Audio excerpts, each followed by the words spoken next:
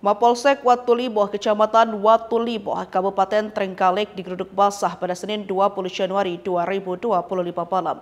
Ratusan massa dari salah satu perguruan silat melakukan tindakan anarkis dengan melempar batu dan benda keras lainnya ke Mapolsek Watulimo. Selain itu, 3 anggota Polres Trenggalek, 2 diantaranya adalah perwira, mengalami luka-luka dan harus mendapatkan perawatan. Kapolres Trenggalek AKBP Indra Ranu kepada suryamalang.com Selasa 21 Januari 2025 mengatakan, kronologi bermula saat ada bentrokan 2 perguruan silat di Desa Tasik Madu, Kecamatan Watulimo, Kabupaten Trenggalek. Polres Trenggalek pun melakukan tindakan sesuai dengan SOP atas dasar laporan dari korban. Lantas polisi menindaklanjuti dengan penangkapan salah satu pelaku dari salah satu perguruan silat yang ada perseteruan tersebut. Namun dari penangkapan itu, salah satu perguruan silat tidak terima dan mendatangi Polsek Watulimo dengan harapan terduga pelaku yang diamankan agar dikeluarkan.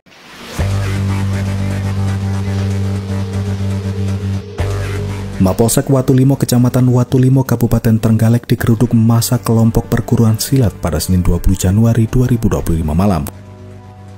Ratusan massa dari salah satu perguruan silat itu melakukan tindakan anarkis dengan melempari batu dan benda keras lainnya ke Mapolsek Watulimo. Alhasil, kaca dan genteng pecah dan pagar Mapolsek Watulimo jebol.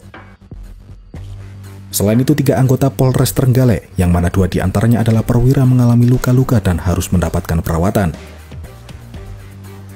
Sementara Kapolres Trenggalek AKBP Indra Ranu Dikarta mengatakan, kronologi bermula saat ada bentrokan 2 perguruan silat di Desa Tasik Madu, Kecamatan Watulimo, Kabupaten Trenggalek. Polres Trenggalek pun melakukan tindakan sesuai dengan SOP atas dasar laporan dari korban. Pihaknya menangkap salah satu pelaku dari salah satu perguruan silat yang ada perseteruan tersebut.